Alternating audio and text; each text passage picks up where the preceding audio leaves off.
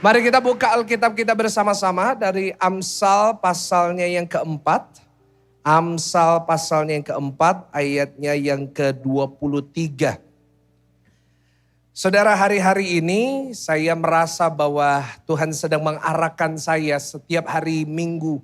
Saat saya diberikan kesempatan untuk menyampaikan firman bagi jemaat yang saya gembalakan di tempat ini maupun berapa ribu di online. Saya selalu tanya sama Tuhan. Tuhan kira-kira mau sampaikan apa sih sama jemaat yang datang? Karena saya percaya di setiap ibadah, baik itu rekaman, baik itu live, saya percaya saat saudara klik di video ini, saat saudara datang memilih untuk datang di ibadah ini, saya percaya Tuhan punya pesan spesifik buat saudara semua. Karena itu saya percaya di gereja ini setiap jemaat yang datang pulang pasti diberkati sama Tuhan. Karena saya percaya di dalam Tuhan gak ada kebetulan. Jadi kalau hari ini saudara duduk di sini, kalau saudara sedang di rumah lagi, habis saudara ganti-ganti channel, terus tiba-tiba saudara lihat GSJS Church, lalu saudara klik, saya percaya bukan kebetulan. Jadi saudara yang di rumah jangan ganti channel dulu, podcastnya didengerin nanti.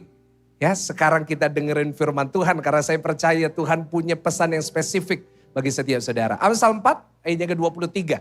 Kita baca sama-sama dengan keras karena hanya satu ayat. Ya, sama-sama dengan keras. 1, 2, 3. Apa saudara? Jagalah hatimu dengan segala kewaspadaan karena dari situlah terpancar kehidupan. Saudara, saya tanya sama Tuhan. Tuhan mau sampaikan apa ya sama jemaat di ibadah ini? Dan Tuhan secara spesifik mengarahkan saya kepada ayat ini sepanjang 1 minggu ini. Yaitu jagalah hatimu dengan segala kewaspadaan. Saudara, saya suka terjemahan dari terjemahan New International Version. Yaitu Alkitab yang berada di tangan saya. Dan saya sering membaca setiap hari dari bahasa Inggris dan bahasa Indonesia dan bergantian. Saya suka dengan terjemahan ini karena cukup erat dengan bahasa aslinya. Di dalam New International Version, kata jagalah hatimu dengan segala kewaspadaan, sebenarnya di depan kata jagalah, itu ada satu kalimat yang mungkin gak ada di terjemahan kita. Ditulis seperti ini, yaitu above all else, di atas segalanya, jagalah hatimu dengan segala kewaspadaan. Coba senggol kanan kiri, jaga hatimu dengan segala kewaspadaan. Hari ini saya mau menyampaikan firman Tuhan dengan judul memiliki hati yang sehat. Sama-sama yang di sini tepuk dadanya masing-masing katakan hati yang sehat. Karena hari ini Tuhan berpesan bagi saudara, yaitu Tuhan ingin kita yang ada di ruangan ini termasuk yang sudah bicara, untuk kita belajar untuk menjaga hati kita. Yang mau katakan amin. Sekali lagi saya kembali New International Version berkata above all else, yaitu di atas segalanya. Nah kalau saudara baca nanti di rumah Amsal 4 ayat pertama sampai 22, di situ kita lihat ada nasihat dari seorang raja yang luar biasa. Raja ini dicatat Alkitab seseorang yang paling berhikmat dalam sejarah manusia. Namanya Raja siapa saudara? Salomo. Saudara, Raja Salomo merupakan raja yang hebat. Memang ada kesalahannya. Dia punya 1000 istri. Saya mau tanya di sini bapak-bapak ada yang mau punya 1000 istri? Oh jangan ya Pak. 1 aja udah pusing kan Pak, ya kan? Bayangin kalau 1 bandingin 1000. Kalau 1000 gak usah jauh-jauh, bayangin uang sakunya Pak. 1000 saudara ya. Jadi saudara jangan ada yang cita-cita. Ada bapak yang bilang, Pak saya mau 10% istrinya Salomo. 10% dari 1000 berapa? Oh haleluya, Tuhan Yesus baik ya kan. Nah Salomo memang punya kesalahan, tetapi tetap kita tidak bisa pungkiri Salomo merupakan seseorang yang sangat berhikmat. Dia menulis Amsal yang sampai hari ini menurut saya salah satu buku yang luar biasa. Nah, di Amsal 4, judulnya adalah nasihat untuk mencari hikmat. Dan di dalamnya nasihatnya Salomo sangat erat sekali. Dikatakan kamu harus ini, kamu harus itu, kamu harus menjaga ini, kamu harus menjaga perkataanmu supaya tidak, kamu harus menjaga pendengaranmu, kamu harus menjaga ini. Tetapi di ayat 23 ada satu puncak dari perkataannya. Yaitu setelah dia sudah menasehati kita pembaca dengan semuanya. Untuk hidup dalam hikmat. Dia tutup dengan berkata, di atas semuanya itu, kamu boleh belajar tentang ini semua, tentang hikmat. Tapi di atas semua itu, jaga apa Bapak Ibu Saudara? Hati. Memang di dalam kehidupan kita banyak yang harus kita jaga. Kita harus jaga kesehatan kita. Hari-hari ini ya banyak orang yang takut. Baru-baru ini muncul kabar tentang cacar monyet. Ih haleluya saudara. Ada cacar apa lagi nanti? Cacar ayam lah, cacar babi lah. Kita harus jaga kesehatan kita. Buktinya kita semuanya pakai masker. Kita harus jaga segala sesuatu. Kita harus jaga mental kita. Supaya gak kena mental. Kita harus jaga semua yang kita miliki. Kita harus jaga keluarga kita. Kita harus jaga semua yang kita miliki. Tetapi Salomo memberikan kita nasihat yang sangat penting. Di atas saudara menjaga kekayaan saudara bagi saudara yang diberkati. Di atas saudara menjaga keluarga saudara, di atas saudara menjaga mental saudara, di atas saudara menjaga segala sesuatu, kesehatankah, kekayaankah, pekerjaankah. Salomo memberikan nasihat, di atas semua itu, sekali lagi katakan apa? Jaga apa saudara? Coba senggol kanan kiri, jaga hati ya. Perikopnya jelas. Ini nasihat untuk cari hikmat, karena itu saya catat di slide. Orang yang berhikmat pasti menjaga hatinya. Ulangi sama-sama dengan saya, orang yang berhikmat pasti apa saudara? Menjaga hati. Ya. Nah hari ini kita sedang menghadapi masa-masa yang tidak menentu. Hari-hari ini banyak berita tentang apakah Indonesia akan mengikuti Sri Lanka kah? Ada berita tentang beli rumah makin susah, nanti para menantu harus tinggal sama mertua lah. Banyak hal yang tidak menentu. Dan banyak orang berada dalam kondisi stres, depresi. Dan yang bisa menangkal semua itu, yang membuat kita tidak khawatir, yang membuat kita tidak takut adalah kalau kita menjaga hati kita. Saya tertarik sekali dengan kata menjaga. Jagalah hatimu. Dalam bahasa aslinya ini seperti kata yang dipakai untuk militer. Harus dijaga. Nah, Salomo memberikan penekanan di atas semuanya. Itu, jaga hati. Karena dari situ mengalir kehidupan. Dan saya tanya sama Tuhan, Tuhan kenapa sih hati harus dijaga? Kenapa sih Salomo memberikan nasihat dalam firman seperti ini? Saya menemukan ada 3 alasan kenapa kok hati kita harus dijaga. Karena yang pertama, saya catat, kenapa harus dijaga? Karena penting. Ulangin sama-sama dengan saya, karena apa saudara? Kita pasti jaga sesuatu kalau itu penting buat kita. Yang setuju katakan yes. Benar? Kalau sesuatu itu penting buat kita tahu itu sesuatu yang penting, pasti dijaga dengan baik. Sekarang saya tanya sama saudara. Coba saya survei di ruangan ini. Berapa banyak dari saudara di ruangan ini, tolong bantu angkat tangan ya setelah ini. Siapa saudara yang handphonenya pakai casing? Oh gak ada, hebat saudara semua ya. Siapa yang handphonenya pakai casing angkat tangannya? Turun kan? Yang gak pakai casing angkat tangan. Oh ini orang-orang yang luar biasa, imannya kuat di dalam Kristus saudara. Tapi saya, meskipun punya iman yang gede, pendeta gitu loh. Saya tetap pasang casing. Saya tanya, siapa di sini pasang screen guard? Kenapa saudara pasang? Karena itu penting buat saudara. Setuju? Kenapa sesuatu harus dijaga? Karena itu penting. Kita disuruh jaga kesehatan. Kenapa disuruh jaga kesehatan? Karena kesehatan itu apa? Penting. Saudara boleh kaya, tapi kalau sakit, bahagia atau menderita? Karena itu, karena kesehatan penting, harus dijaga. Ya gak sih? Ada ibu-ibu yang hobinya setiap minggu selalu ke klinik facial.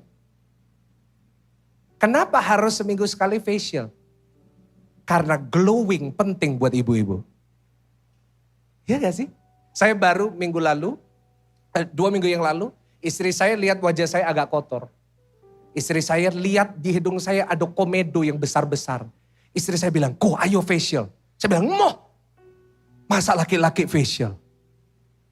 Terus istri saya bilang, "Kok kalau kamu sayang sama aku pergi facial?" Oh ya udah, aku tak facial karena aku sayang. Saudara, hari itu waktu saya facial, saya menemukan bahwa facial itu ospek sebelum kita disiksa di neraka, saudara. Karena waktu saya masuk ruangan itu dan mbak itu yang cukup kejam, saudara. Mulai mencet komedo saya teriak seperti bukan pendeta. Waduh, waduh, saya khawatirnya di luar ada jemaat. Dia pikir Pastor Michael kok kayak gini? Iya. Saudara, saya sejak hari itu saya bilang sama istri saya sayang sama kamu tapi kalau facial saya gak mau. Tapi kenapa ibu-ibu sampai bisa kebal sama sakitnya facial? Mukanya dijaga, kenapa? Karena itu penting buat ibu-ibu. Setuju dengan saya? Kita pasti menjaga sesuatu yang kita anggap penting. Karena itu kalau firman Tuhan berkata bahwa jagalah hatimu, artinya hati kita apa saudara? Penting. Salomo punya kekayaan, Salomo punya istana yang besar, Salomo punya unta yang terbaru. Zaman dulu belum ada mobil, adanya unta yang terbaru, saudara. Dia punya semua yang terbaru, tetapi dia bilang, yang lain saya punya, tapi yang paling penting adalah apa? Kalau Salomo yang bilang, kita harus ambil ini dengan serius, saudara. Karena Salomo di atas semua yang lebih penting bagi itu adalah aku harus menjaga hati. Kenapa? Karena dari hati, firman Tuhan tadi berkata, itu adalah sumber kehidupan. Ulangin, apa sumber? Dari hati muncul iman. Setuju dengan saya? Karena kalau kita seringkali pakai logika kita gak bisa punya iman. Tapi lewat hati kita percaya kita punya iman. Kehidupan apa lagi yang keluar dari hati kita? Pengharapan. Ulangin sama-sama apa saudara? Pengharapan. Dan ketiga kasih. Iman, pengharapan, itulah kehidupan. Dan sumbernya ada di mana saudara? Karena itu kalau hati kita jaga, apa yang terjadi? Dari dalam hati kita keluar sukacita, damai sejahtera, dan ketenangan. Berapa banyak hari-hari ini orang-orang, ya kita boleh jujur ya. Berapa banyak dari kita hari-hari ini hati kita lagi gak benar. Karena itu saudara hari ini hidup dengan gelisah. Hari-hari ini saudara hidup dalam ketakutan. Berapa banyak dari saudara hari ini hidup dalam kekecewaan. Saudara gak pernah bisa bahagia. Saudara gak pernah ngerasain sukacita dalam hati saudara. Saudara gak bisa nikmati hidup. Saudara udah punya semuanya. Tapi saudara gak bisa nikmati sehari-hari. Kenapa? Karena kita gak pernah jaga hati kita. Tadi saya sudah sampaikan. Handphone aja kita kasih casing. Handphone kita kasih screen guard. Kita jaga. Saya mau tanya, lebih penting hati saudara atau handphone saudara? Tapi banyak dari kita yang pasang screen guard dan casing di handphone kita. Apa yang kita lakukan? Kita biarin hati kita dipenuhi dengan begitu banyak kotoran. Kita gak pernah jaga hati kita. Sehingga dari situ hidup kita gak bisa kita nikmati. Padahal firman Tuhan berkata, Tuhan merencanakan saudara hidup dalam segala kelimpahan. Artinya apa? Kelimpahan dengan sukacita, damai sejahtera, berkat-berkat yang besar dari Tuhan. Kasih tepuk tangan dulu ya, paling luar biasa. Tapi kenapa banyak orang gak bisa nikmati berkat Tuhan? Kenapa banyak orang gak bisa nikmati sehari-hari ini? Kenapa? Karena hatinya gak dijaga. Ingat, hati itu penting. Karena itu harus dijaga. Yang kedua, kenapa harus dijaga? Karena diincar. Ulangi sama-sama dengan saya, karena apa saudara? Diincar. Tahukah saudara bahwa sesuatu itu harus dijaga kalau itu diincar barangnya. Saya waktu di Amerika pelayanan, saya dikasih tahu sama Uber driver bahwa di Amerika itu sekarang ada satu tren baru, yaitu penculikan. Loh, penculikan apa? Saya tanya, what kind of robbery? penculikan anjing French Bulldog. Saya, hah? Penculikan nggak penculikan emas kayak enggak. Sekarang trennya penculikan French Bulldog. Kenapa? Karena di Amerika French Bulldog dan Bulldog udah mulai nggak diternak lagi karena banyak masalahnya. Saya tahu karena saya punya Bulldog di rumah namanya Bobby. Mohon maaf kalau ada yang namanya Bobby di sini. Saya tahu dan saya kasih tahu buat anjing Bulldog biaya perawatannya itu lebih mahal dari biaya perawatan saya, saudara. Waduh, Bulldog itu. Dan karena itu di Amerika udah berhenti diternak, jadi langka. Diincar banyak orang, karena itu banyak diculik. Karena itu saya diberitahu, di rumah-rumah itu kalau punya French Bulldog, rumahnya itu disimpan baik-baik, dikunci baik-baik. Begitu juga. Kita harus menjaga sesuatu yang diincar. Dan pertanyaan saya gini, siapa yang ngincar hati kita? Yang ngincar hati kita itu iblis. Siapa? Nanti saudara pulang baca Lukas 8. Lukas 8 bicara tentang perumpamaan seorang penabur. Ada seseorang yang nabur di tanah. Ada beberapa macam tanah. Ada yang di batu, di tanah yang gersang. Dan ada yang tanah yang subur. Dan dikatakan selalu ada burung yang mau ngambil benih itu. Benih firman. Dan itu melambangkan iblis. Tahukah saudara hari ini di tengah-tengah kita meskipun saudara lagi ibadah sekalipun. Iblis berusaha ngincar hati saudara. Iblis berusaha untuk mencuri sukacita dari hati saudara. Iblis sedang berusaha untuk mencuri damai sejahtera dalam hidup saudara. Kenapa? Firman Tuhan berkata iblis itu seperti singa yang mengaum-ngaum. Dia ingin mencuri karena dia tahu kalau saudara hatinya bisa dia curi. Maka dia bisa menghancurkan masa depan dari Bapak Ibu Saudara yang saya kasih. Dan yang ketiga saya catat, kenapa harus dijaga hati ini? Karena berkonsekuen. Ulangi, ketiga karena apa saudara? Firman Tuhan Amsal 4 ayat 23 berkata, jagalah hatimu dengan segala kewaspadaan. Karena dari situlah terpancar kehidupan. Jadi kalau hati kita gak baik, hidup kita jadi gak baik. Tahukah saudara konsekuensi dari hati yang baik, hati yang dipenuhi dengan iblis? Konsekuensinya sangat besar. Berapa banyak perceraian terjadi di rumah tangga hari-hari ini. Karena iblis berhasil untuk mencuri hatinya orang-orang. Berapa banyak hari-hari ini suami istri ribut, orang tua dengan anak ribut. Karena iblis, dia berhasil. Kenapa? Karena iblis tahu kalau dia bisa ngincer hati saudara. Dia akan bisa membuat hidup saudara gak bahagia, membuat hidup saudara gak baik. Sebab itu hari ini saya mau tutup khotbah ini. Dengan mengajarkan kepada saudara bagaimana kita bisa menjaga hati kita jadi hati yang sehat. Siapa di sini mau punya hati yang sehat? Boleh kasih tepuk tangan dulu yang paling meriah, yang paling dahsyat buat Tuhan ya. Hari ini doa saya, kita pulang hati kita bukan miliknya iblis tapi miliknya Tuhan. Kalau hati saudara miliknya Tuhan, saudara jaga baik-baik, Tuhan ada di dalam hati saudara, bukan iblis. Maka saya percaya saudara bisa nikmati sehari-hari. Saudara bisa hidup bahagia. Saudara bisa hidup dengan sukacita. Saudara bisa hidup dengan penuh berkat dan kelimpahan yang Tuhan janjikan. Yang setuju katakan amin. Ya, kita belajar sama-sama. Belajar dari siapa Pak? Sederhana. Kita belajar dari yang ngajari Salomo tentang ini. Siapa yang ngajari Salomo tentang hikmat? Sederhana, nanti kita akan baca. Yaitu papanya sendiri. Siapa papanya atau ayahnya Salomo? Siapa namanya? Daud. Kita belajar sama-sama ya.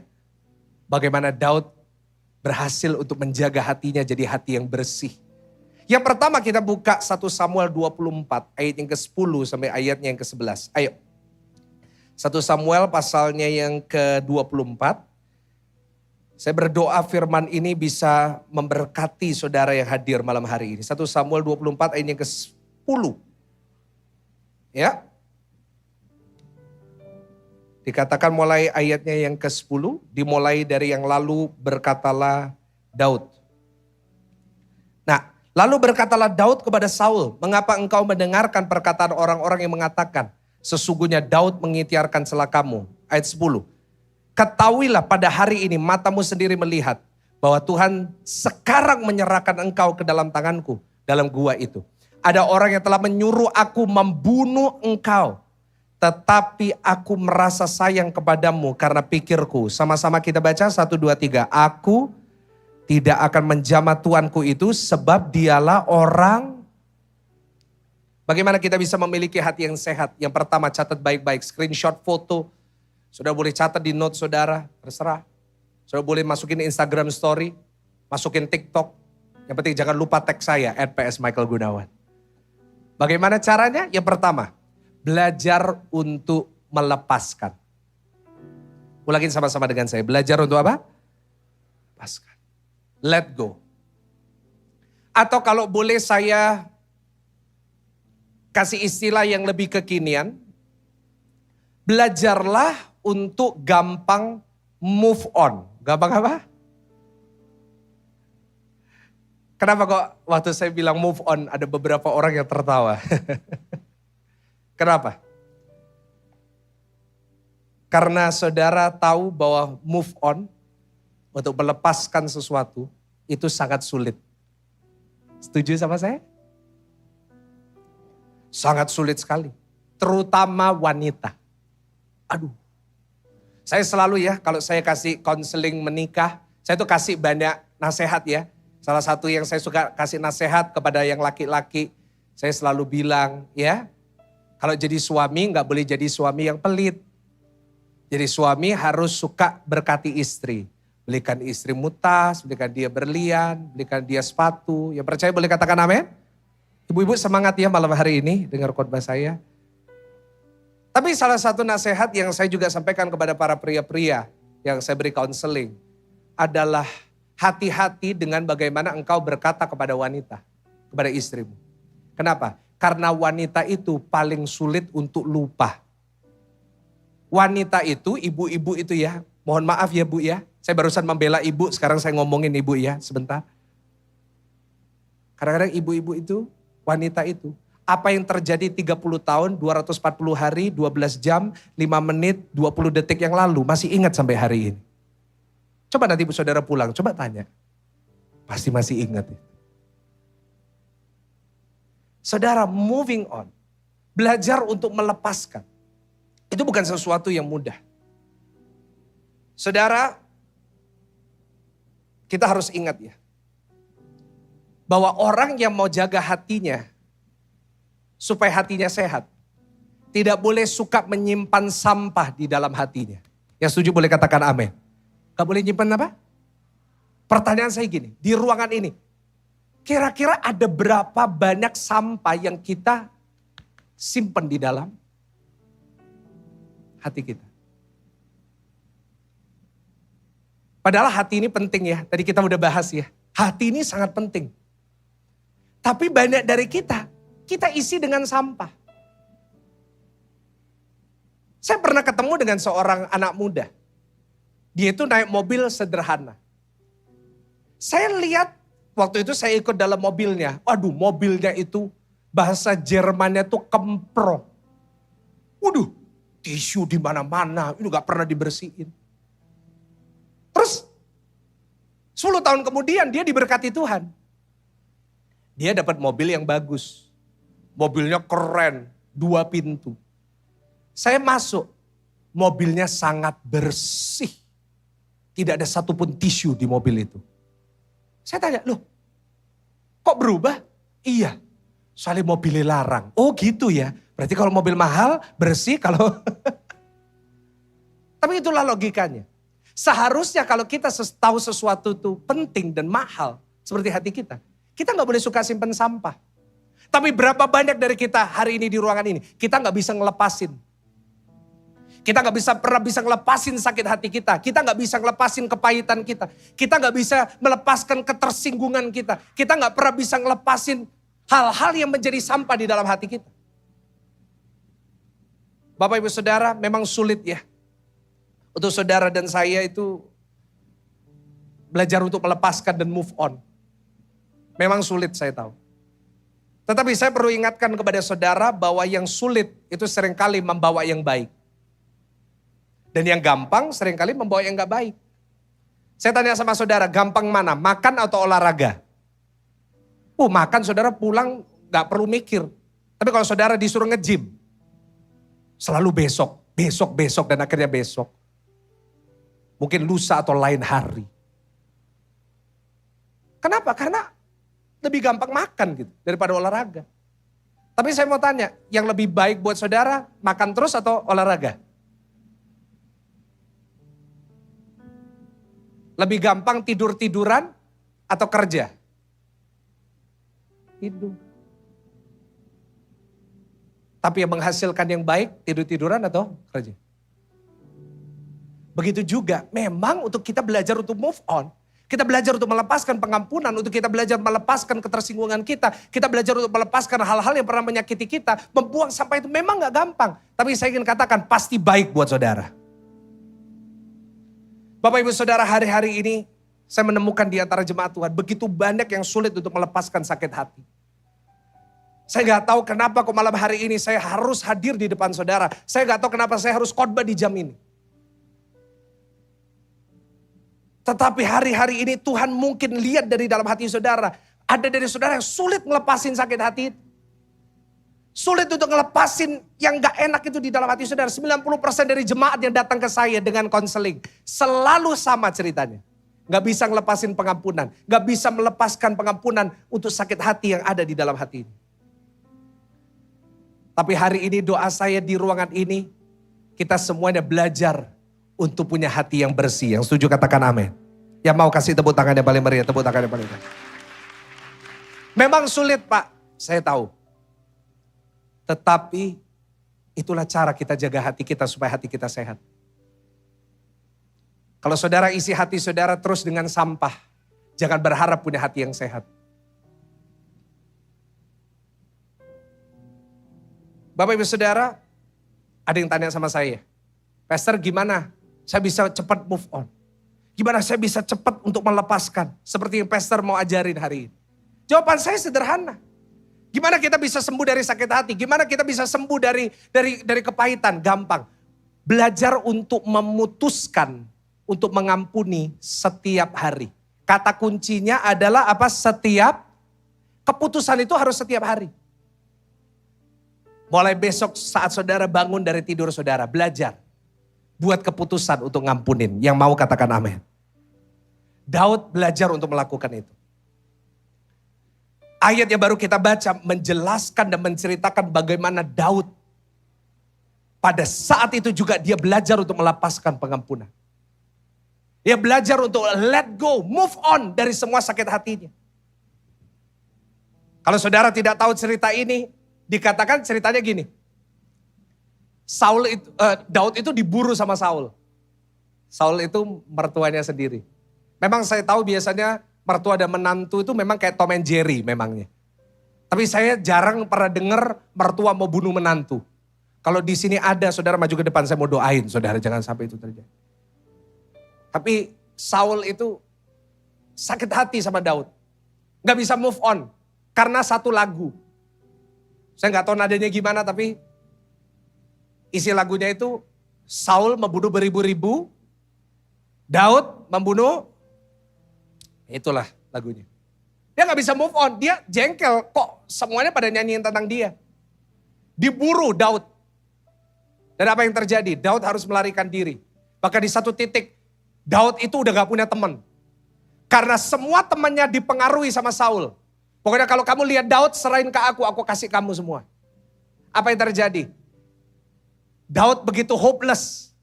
Daud begitu, udah gak ada harapan. Sampai dia harus cari pertolongan kepada musuhnya. Dia harus cari pertolongan sama orang Filistin. Pernah ingat orang Filistin? Orang Filistin pernah punya satu tentara yang tingginya 3,5 meter. Namanya siapa?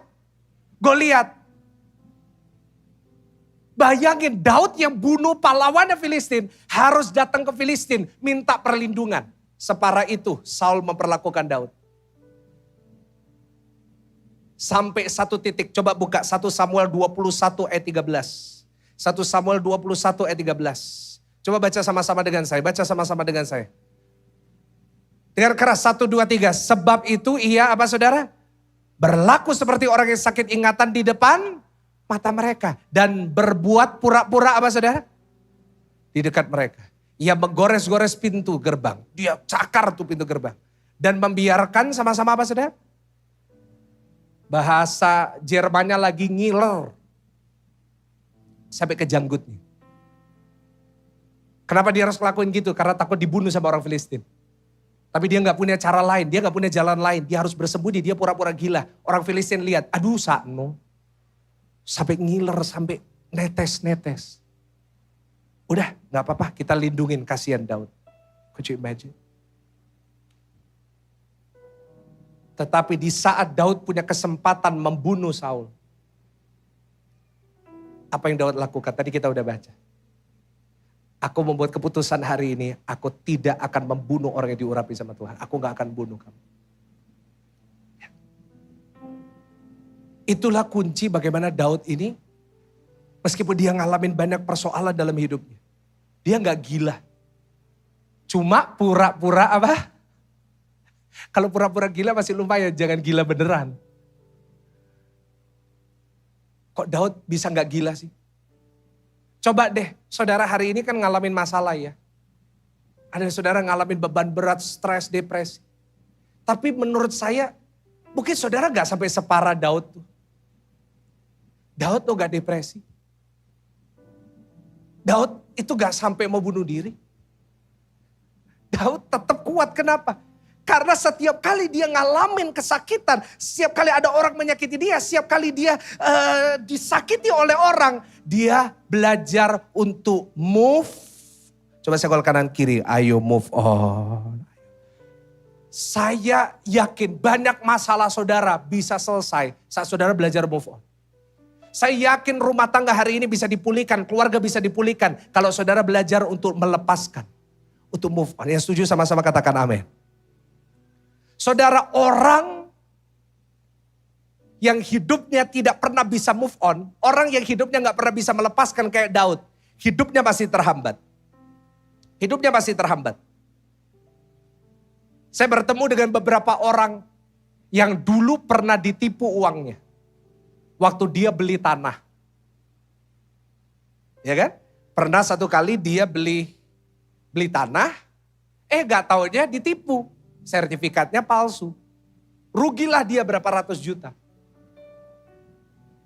Sejak hari itu, selama berpuluh-puluh tahun kemudian, setiap kali dia punya uang, dia gak pernah mau beli. Kenapa? Karena dia berkata, orang yang jual tanah pasti pembohong semua. Apa yang terjadi? Berpuluh-puluh tahun uangnya dihabiskan. Dia gak pernah beli tanah, padahal punya uang, gak pernah mau beli karena takut dibohong. Apa yang terjadi? Puluhan tahun kemudian hartanya habis. Dia gak punya tanah sedikit pun. Hidupnya terhambat. Karena gak bisa move on. Businessman, saya pernah sering bertemu dengan orang. Pernah dibohongi dalam pekerjaan. Dan setelah dia dibohongi sama orang. Sejak hari itu dia gak pernah mau bisnis sama orang. Hidupnya terhambat sampai hari ini. Dia jadi pengangguran. Kenapa? Gak bisa move. Saudara, orang yang gak pernah bisa move on itu sangat berbahaya. Orang yang gak pernah bisa melepaskan sangat berbahaya. Hidupnya pasti ngalamin banyak jalan buntu. Banyak anak-anak muda setelah sakit hati. Banyak ya anak-anak muda hari-hari ini sakit hati. Karena itu lagu-lagu yang paling populer itu apa? Tentang sakit hati. Tak ingin usai. Ya kan? Ya kan, saudara lihat di TikTok kan? Ho, ho. Saya gak berani saudara, nanti masuk viral di TikTok lagi saudara. Tapi lagu-lagu hari ini kenapa? Karena orang ada yang sampai usia 30-40 gak pernah bisa punya hubungan. Ada yang datang sama saya gitu. Pastor, saya ini kok gak pernah bisa punya jodoh ya. Setiap kali pacaran sama orang selalu putus. Kenapa ya? Emang ada kutuk. Saya bilang bukan kutuk. Kamu yang terlalu rewel. Saya selalu kasih nasihat buat yang muda-muda. Saya tuh paling suka khotbah di malam. Banyak anak-anak muda. Saya bilang kalau mau pacaran ingat 3B. Berapa B? 1. Ya, yang susah cari jodoh ya. Yang gak pernah dapat. 1, berdoa. Ulangin. Yang kedua, berseru. Ulangin apa? Ketiga, berkaca. Kadang-kadang rewel gitu. Ada yang datang sama saya, Pastor, saya itu kepingin ya saya doa sama Tuhan. Tuhan, Aku kepingin punya suami yang tinggi, kurus, six pack, kaya, punya pabrik emas, anak tunggal. Kalau bisa orang tuanya udah mau mati. Saya bilang iya bisa sih Tuhan ngabulin. Tapi sorry ya, kalau kamu dapat dia, puji Tuhan bagi kamu dialah berkat terbesar. Tapi bagi dia kamulah musibah terbesar dalam hidupnya. Sampai mana tadi ini saudara? Banyak orang-orang datang sama saya, Pastor saya ini enggak. Apa karena kutuk? Bukan karena kutuk. Karena banyak orang hari ini mensabotase hubungannya. Hanya karena dia gak bisa move on. Sekali lagi senggol kanan kiri, belajar move on. Belajar. Akhirnya muncul orang-orang yang ngomong kayak gini. Semua pria sama saja. Saya tersinggung. Ada yang ngomong gini, dikecewain sama orang. Semua gereja podoy. Beda dong, kan gereja 1 jam saja. Tapi sekarang udah ganti gereja 1,5 jam. Jadi saudara jangan bingung. Orang gak bisa move on, karena gak bisa move on gitu. Ini hal sederhana, tapi ini akan sangat membantu hidup saudara. Karena kita jarang diajar tentang ini. Jarang kita membahas tentang move on. Daud itu belajar move on. Saya tunjukin di dalam Alkitab. Ada orang yang hampir gak dapat mujizat karena gak bisa move on. Coba buka Yohanes 5 ayat yang pertama sampai 7. Coba. Yohanes pasalnya yang kelima. Yohanes pasalnya yang kelima. Ayat yang pertama sampai ayat yang ke-7. Saya bacakan buat saudara secara cepat. Dikatakan sesudah itu ada hari raya orang Yahudi. Dan Yesus berangkat ke Yerusalem. Di Yerusalem dekat pintu gerbang domba ada sebuah kolam. Yang dalam bahasa Ibrani disebut Bethesda. Ada 5 serambinya. Dan di serambi-serambi itu berbaring sejumlah besar orang sakit. Ada orang buta, orang timpang, orang lumpuh yang menantikan goncangan air kolam itu. Ayat 4, sebab sewaktu-waktu turun malaikat Tuhan ke kolam itu dan menggoncangkan air itu. Barang siapa yang terdahulu masuk ke dalamnya, sesudah goncangan air itu menjadi apa? Sembuh, apapun juga penyakitnya. Di situ ada seorang yang sudah berapa? Ada saudara yang udah ngalamin masalah 5 tahun? Segol kanan kiri, belum 38 tahun. Ini 38, Sansepak ini. Ketika Yesus melihat orang itu berbaring di situ. Dan karena ia tahu bahwa ia telah lama dalam keadaan itu. Berkatalah ia kepadanya, maukah? Stop di sini. Kira-kira kalau saudara ketemu sama saya, anggap saya Yesus ya. Brewoknya kan mirip ya. Saya datang, saudara sakit gitu, kanker. Terus saya tanya, Bu, mau sembuh? Jawaban saudara apa? Oh mau saya sembuh. Sudah 38 Sansepak nian. Coba kita lihat jawaban orang ini. Apa jawabannya? Baca sama-sama. 1, 2, 3. Jawab orang sakit itu kepadanya. Sama-sama apa saudara? Tuhan, tidak ada orang yang menurunkan aku ke dalam kolam itu apabila airnya mulai goncang. Dan sementara aku menuju ke kolam itu, orang lain sudah turun. Agak gak masuk akal ya. Tapi jujur ya, itu yang terjadi dalam kehidupan kita. Kita tuh gak bisa move on. Tuhan udah mau berkati kita terus ngungkit masa lalu. Loh Tuhan dulu. Padahal gini, kalau Bethesda itu orang sembuh kalau malaikat datang. Ini yang datang Tuhan Yesus. Tuhan Yesus tanya, maukah engkau sembuh? Jawabnya, orang lain janji, gak ada yang nolong aku. 38 tahun dia simpen kepahitan itu. Mungkin tahun pertama ada teman-teman kumpul bertuju gitu. Wes nanti gantian ya, kita gantian. Kalau nanti goncang kamu dulu ya kan. Terus nanti kamu dulu. Tapi itulah manusia. Gampang janji, sulit itu. Akhirnya didahului. Oke, tahun kedua. Akhirnya 38 tahun. Dia hampir kehilangan kesempatan mujizat. Hanya karena dia gak bisa move on. Di depannya ada Yesus. Di depannya Tuhan sudah tawarkan kesembuhan. Di depannya Tuhan sudah tawarkan hidup yang baru. Tapi tetap dia hampir tidak menerima itu. Karena gak bisa belajar untuk melepaskan pengampunan buat orang-orang yang mengkhianati dia. Hari ini saya mau beritahu kepada jemaat yang mengikuti ibadah ini. Dengarkan ya saudara di rumah juga. Hari ini Tuhan menawarkan kepada saudara kesembuhan. Tuhan menawarkan kepada saudara berkat hidup yang baru di dalam Tuhan. Tapi jangan sampai kita kehilangan kesempatan itu. Hanya karena hati kita masih belum bersih dari yang namanya sampah. Ingat baik-baik. Bisa aja yang namanya Yesus berkata, oh gitu gak mau? Ya udah, aku pindah ke sebelah.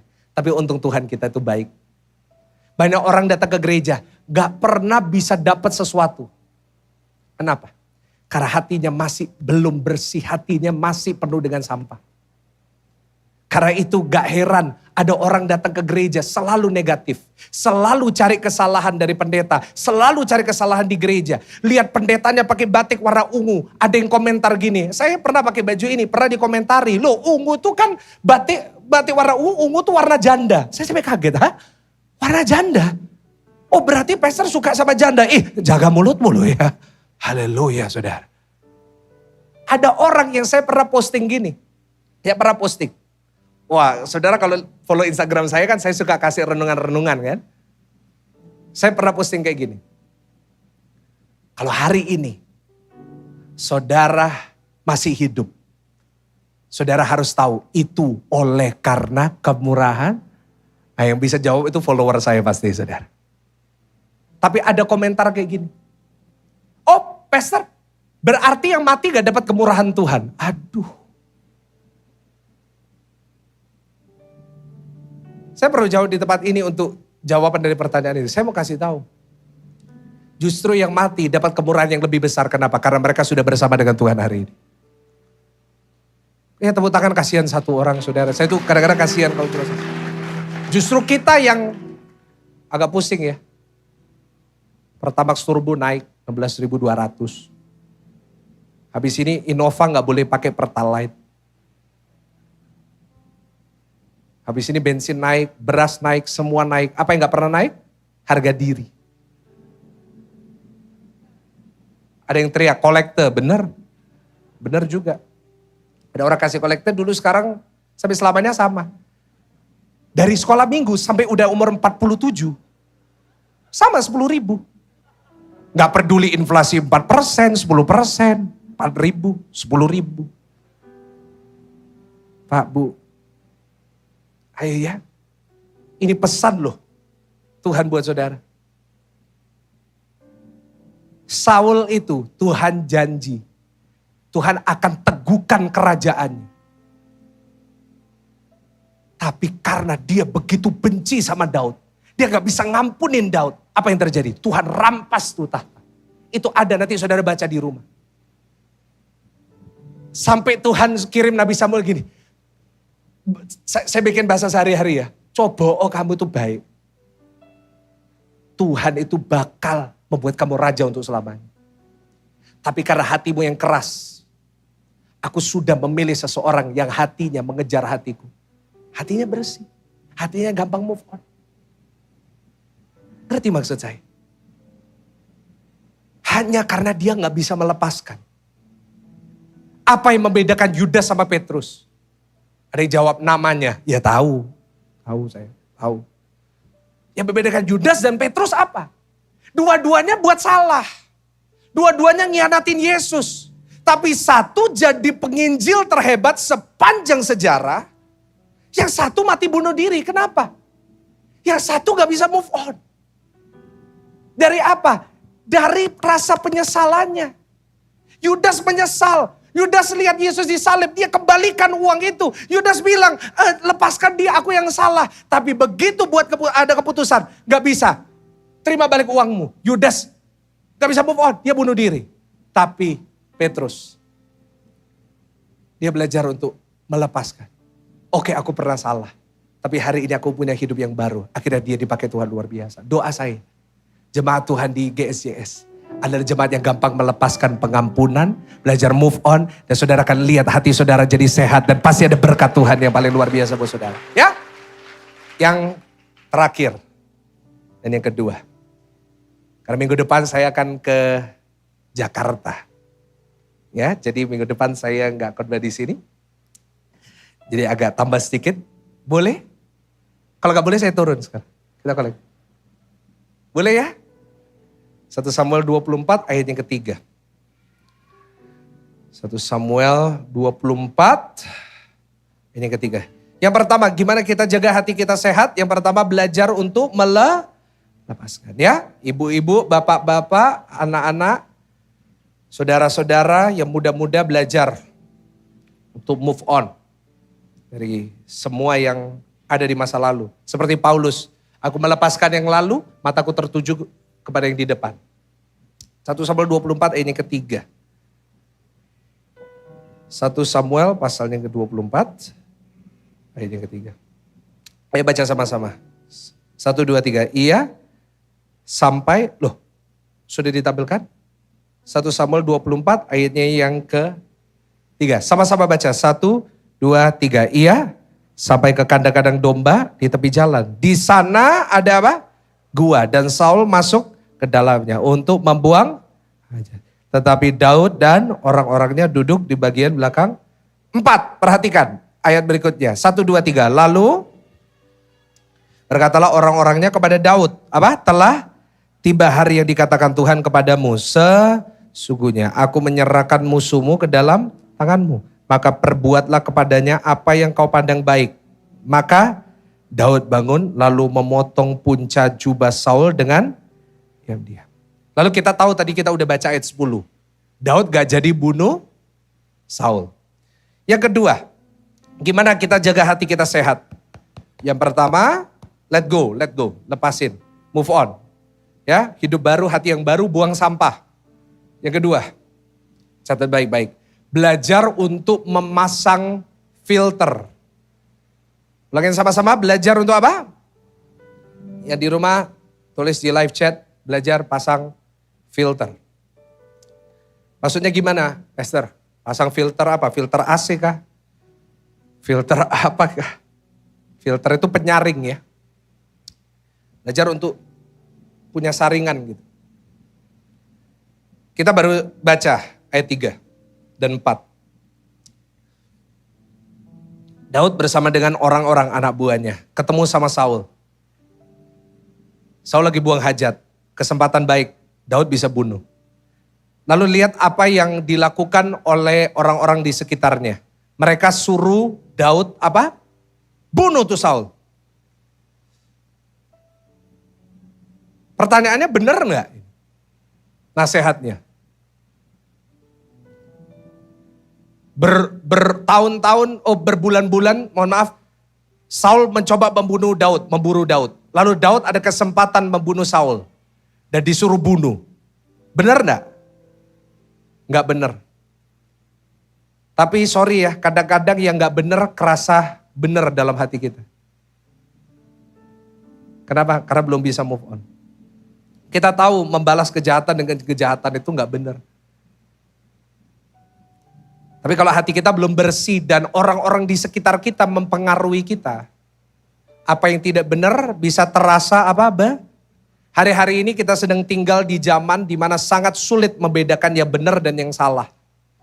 Apa coba yang benar dan yang salah hari-hari ini? Gak usah jauh-jauh. Di Amerika muncul gerakan yang sangat mendominasi. LGBTQ. Saya perlu menegaskan di gereja ini. Bahwa Alkitab mencatat Tuhan menciptakan Adam dan Hawa. Bukan Adam dan Andrew. Ya. Jadi ingat firman Tuhan itu ya dan amin. Tapi hari-hari ini kalau kita nggak hati-hati,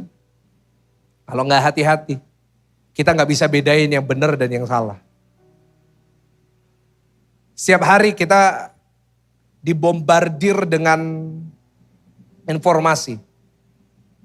Ya nggak sih? Semua punya handphone? Kalau nggak punya nanti saya doain ya. Kalau memang benar nggak bisa. Semua punya handphone kan? Semua punya Instagram? Atau mungkin Instagram soalnya nggak punya. Facebook. TikTok ya, semua punya ya. Setiap hari kita dibombardir dengan info yang begitu banyak. Kita nggak pernah berhenti scrolling. Saya tadi datang ibadah jam 2. Saya itu kan datang telat. Saya tadi pagi nggak bisa hadir karena saya mendoakan di bawah ada Union mau buka. Saya nggak disuruh ngomong ya, ini bukan pesan sponsor loh saudara ya. Tapi benar saya tadi disuruh nanti buka tanggal 1 Agustus ya di bawah. Saya diundang Ibu Jennifer, saya datang terus saya naik. Saya masuk ke ruang ibadah. Saya lihat jemaat itu lagi Pastor Jesse lantang khotbah. Kan gede tuh. Tinggi, brewok, besar gitu. Main handphone. Ada yang ngeliatin story. Ada yang ngeliatin TikTok. Ada yang balas DM. Di gereja aja kita gak bisa berhenti scrolling. Kita gak pernah berhenti. Wah, informasi masuk terus. Dan kita seringkali sulit untuk membedakan yang benar dan yang salah. Setuju gak sama saya? Kita sedang tinggal di zaman di mana anak-anak kita lagi dibesarin bukan sama orang tua, tapi sama TikTok. Tergantung algoritma TikTok yang akan membentuk masa depan anak saudara. Karena itu, sorry ya, kalau saudara terus biarin TikTok mendidik anak saudara dan saudara gak pernah bawa mereka ke Yesus, jangan salahkan Yesus. Kalau anak saudara memilih jalan yang salah. Saya berdoa di tempat ini kita semua bawa anak-anak kita kepada Tuhan Yesus. Yang mau kasih tepuk tangan dulu buat Tuhan Yesus. Kita sekarang tinggal kayak gini. Setiap hari kita mendengar, kita melihat begitu banyak informasi. Itulah yang terjadi kepada Daud. Daud mendapatkan informasi, bunuh tuh Saul. Tapi untungnya Daud punya yang saya sebut di poin ini. Daud punya apa? Filter. Senggol kanan kiri, harus punya filter. Harus ada saringan. Coba kalau Daud menelan informasi itu mentah-mentah, apa yang terjadi? Kehilangan tata, dia gak mungkin jadi raja. Tapi kenapa kok Daud gak jadi bunuh? Karena ada saringan. Bapak ibu saudara, hari-hari ini, saudara mau jaga hati saudara sehat, pasang filter baik-baik kepada pintu hati saudara. Apa pintu kepada hati kita? Pemain musik silakan naik. Pintu ke hati kita adalah penglihatan dan pendengaran kita. Setiap hari kita gini kan? Ini semua yang ada di sini, yang kita lihat, yang kita dengar, semuanya adalah pintu masuk ke hati. Karena apa yang kita dengar, apa yang kita lihat secara tidak langsung akan mempengaruhi diri kita. Pernah saudara dengar satu lagu, terus seharian saudara siulan lagu itu? Kenapa? Karena memang hari-hari ini semua informasi, semua algoritma di Instagram, di TikTok, semuanya memang didesain untuk langsung masuk supaya kita ingat. Dan kalau kita gak punya filter, terutama saat kita bukan cuma lewat sosial media, tapi kalau di sekitar kita ada orang-orang yang toksik, di sekitar kita ada orang-orang yang gak benar dan kita gak punya filter, maka hidup kita jadi kacau. Hari-hari ini banyak orang tua, banyak anak-anak, perasaannya itu gak jelas. Sebentar bisa bahagia, sebentar marah-marah. Ada ya. Sebentar bahagia, sebentar gak sampai beberapa detik dia jadi depresi. Kenapa? Gak ada filter. Karena kita hari-hari ini gak bisa kontrol yang masuk semua dan akhirnya kacau. Orang tua stres, suami stres, istri stres, anak stres, 4 orang stres di dalam rumah. Rumah itu jadi rumah sakit. Sudah ngomong sendiri. Suami marah-marah, istri tertekan. Suami marahin istri marahin anak, anak marahin pembantu marahin Blacky. Stres di rumah, kenapa? Gak ada filter gitu. Kita baru bahagia dikit, kita lihat informasi, gak ada filter. Stres, bete, tahu bete? Butuh tati tayang. Banyak. Percaya saya gembala ini banyak nerima konseling, jadi saya tahu masalahnya jemaat. Dan yang membuat lebih parah, kita tuh diserang setiap hari sama iblis. Kita diserang sama iblis dengan segala cara. 2019, 2020 mulai depresi naik 3 kali lipat. Di ruangan ini secara statistik ada banyak orang yang sedang depresi. Secara statistik di ruangan ini banyak orang yang tidak damai. Dan kalau kita mau membiarkan hati kita sehat, belajar mulai hari ini apapun yang kita terima. Pasang apa? Apa filternya? Terakhir. Ini benar-benar terakhir. Filternya, ketahuilah siapa dirimu di dalam Kristus. Ulangin sama-sama. Ketahuilah apa saudara? Siapa? Orang yang punya identitas jelas di dalam Kristus tidak akan pernah tergoyahkan dengan apa yang dia lihat dan dengar. Saudara, orang yang tahu identitas dia gak akan pernah tergoyahkan. Orang yang tahu dirinya siapa dia gak perlu lihat atau mendengar tentang dirinya. Dia udah tahu kebenarannya. Beberapa minggu yang lalu saya bertemu dengan owner dari mall ini. Bu Melinda Teja, istri dari Bapak Alex Teja yang punya tempat ini. Kalau mendengar, terima kasih Bapak Ibu sudah memberikan GSJS tempat yang luar biasa. Coba kalau Bu Melinda lagi jalan-jalan di mall ini, lalu tiba-tiba ada seorang bapak datang. Bu. Saya ini yang punya Pakuwon Mall. Kira-kira Bu Melinda ngomong apa? Diurusin? Marah? Bete gitu? Enggak. Padahal Bu Melinda diplengosin aja. Apa sih orang ini? Kenapa? Kenapa dia gak terpengaruh? Karena dia tahu. Loh, lu bilang lu yang punya Pakuwon. Gua yang punya surat, bos.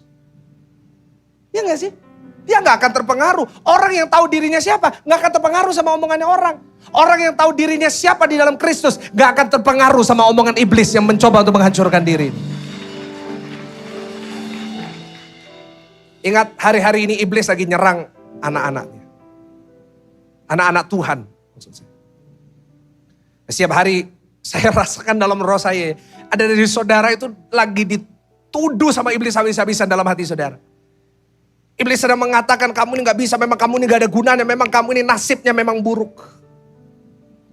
Tapi ingat pesan saya, kita bagi berdiri bersama-sama, bagi berdiri sama-sama di hadapan Tuhan.